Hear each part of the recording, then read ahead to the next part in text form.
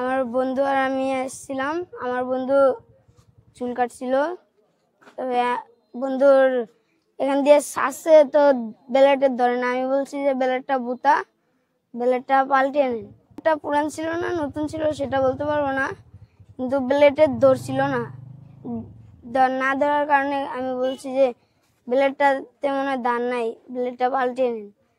তাই জন্য বলে যে ব্লেডের দাঁড় আছে না না আছে দেখি, এই কথা বলে আমার পিছনে পুশ দেয়। পরে সে আমার পিছনে পুশ দিয়েছে। আমি সুস্থ বিচার চাই। যে সময় এই ঘটনাটা ঘটছে ওই টাইমে আমি আসার পরে চাই দেখলাম যে এই অবস্থা। আমি ওরে ডাক্তারের কাছে পাঠাইলাম। পাঠানোর পরে যে সেলুনওয়ালা আছে ওই সেলুনওয়ালা এই জায়গায় দেখলাম যে একটা মক সৃষ্টি হওয়ার সম্ভাবনা আছে। আমি ওরে সেভ করার জন্য আমি এই জায়গায় ছিলাম। থাকার পরে আমাদের এলাকার ময়মুরব্বী যারা আছে সবাই আসছে। আসার পরে হ্যাঁ একটা সিদ্ধান্ত নিছে, এটা একটা সুস্থ সমাধান করে দিব আর কি। কালকে 4টা বাজে নলার বাড়ি হইলো দেশের বাড়ি, এই জায়গায় না, দেশের বাড়ি হইলো ব্রাহ্মণবাড়িয়া। হ্যাঁ, এই জায়গায় হয় কাজ করে। এই আমাদেরই এক শ্বশুর বাড়িতে ভাড়া থাকে, নাম হয়েছে জাফর চকিদার, ওনার বাসায় ভাড়া থাকে। আর ওই ওর শ্বশুর বাড়ি হইলো উত্তরতারা বনিয়া জলাবাজার। ওই জায়গায় বিয়ে করার এই সুবাদই আর কি এই জায়গায় আইসা আর কি এই জায়গায় কাজ করে। ওই করোনার পর থেকে আমাদের এই জায়গায় এই সেলুনের কাজ করে আর কি। শাস্তি হিসাবে যেটা হয় করছে এটা বহুত খারাপ কাজ করছে, এটার কোনো ইয়া নাই। দেখা গেছে এখন ময়মুরব্বী যতক্ষণ এলাকার গণ্যমান্য যারা আছে এরা যতক্ষণ আসছে আইসা একটা সিদ্ধান্ত নিছে, একটা সমাধানের লক্ষ্যে এরা বলছে। আমি ওইটার সাথে একমত বলবো। এটা দেখা গেছে এলাকার গণ্যমান্য যারা আছে ওইটা আমি দেখার পরে যদি আমি অসন্তুষ্ট থাকি তাইলে আমি একটা আইনগতভাবে একটা ব্যবস্থা নেওয়ার চিন্তা ভাবনা পরবর্তীতে করবো।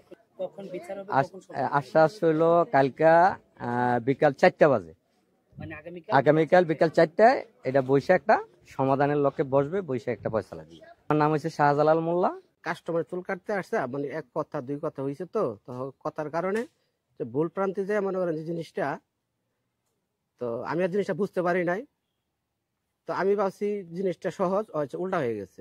তো এই বিষয়টা নিয়ে মানে যখন উল্টা হয়ে গেছে, উল্টা বলতে যেমন আমি কাজ করতেছি তো আমার কাছে তুই এমনি কাজ করিস না, এমনি কাজ কর, ওই বিষয়ে বলতেছে। তো বরাবর বেটা আমি তো এমনি কাজ করতে জানো, তো ওই বিষয়টাই বলছে। তো ওই ক্ষেত্রে যেমন ওই আমার সাথে একটু ব্যতিক্রম করছে, তো করার পরে যখন আমি কইলাম ব্যতিক্রম বলতে কি করছে, ওই যে দোকান ওইটা বলতেছে যে চুল কাটা হয় নাই, এমনি চুল কাটা বা এমনি চুল কাটা, ওই বিষয়টাই। মানে তখন আপনি কি করছেন? তখন আমি বলছি যে চুল কাটা হইলে তো আমি তো যেমন বলছে ওরা তো ওই চুলটা কেটে দিছি, তাই না? ও যদি যেমন না বলতো তার চুল কাটা হইতো না, ওর থেকে চুল কাটা হয় নাই। তো এইভাবে ওই দুই চারটা কথা বলছে। তো এই বিষয়ে এটা নিয়ে একটু ভুল প্রান্তে যা জিনিসটা হয়ে গেছে। ওই যে কাজ করতেছি, কাজে আমার হাতে আমার একটা মানে আমি যেটা কাজ করি ওই জিনিসটা আমার হাতে আসলো, হাতে যে যেমন ওর হাতে মানে যে ভুলের কারণে দেয়া জিনিসটা ওর হাতে যে লেগে গেছে। নাকি আপনি ইচ্ছাগত ভাবে না, যখন আমি বলছি যে এটা পাল্টাইলাও, আমি সেটা কি সমস্যা দিই তোর, এই বিষয়টাই। আচ্ছা, যার সাথে হচ্ছে ঘটনাটা ঘটছে তার নাম হচ্ছে ইয়াসিন, সে হচ্ছে আমার বন্ধুর শালা। আর আমি হচ্ছে সে হচ্ছে আগে চুল কেটে গেছে, বাড়িতে যাওয়ার পরে আমি এসে বসছি, আমি চেয়ারে বসছি, আমার চুল কাটতেছে। এই মুহূর্তে আর কি সে আসছে, এসে বলতেছে যে তার চুল কাটা হয় না, তার আম্মুরে নিয়ে আসছে যে চুল আবার নতুন করে কাটবো। এর মাঝখানে আবার ওর আম্মু যখন চলে গেছে তখন ও আর কি সেলুনের পরিচিত, সেহেতু ওনারে বলতেছে যে কি চুল কাটছেন, চুল কাটা হয় নাই। আবার যখন হচ্ছে আমার এই যে সাইডগুলো কাটতেছে তখন বলতেছে যে এটা কি বিলেট নিছেন, এটাতে ধার নেই, এটা পাল্টান। মানে অনেকক্ষণ যাবতই তারা আর কি দুষ্টামি করতেছিল।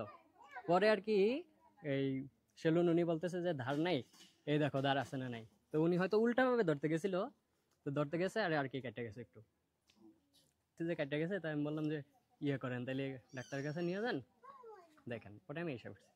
ঘটনাটা ঘটছে, আপনি এই সম্পর্কে কি জানেন বা কতটুকু দেখেছেন?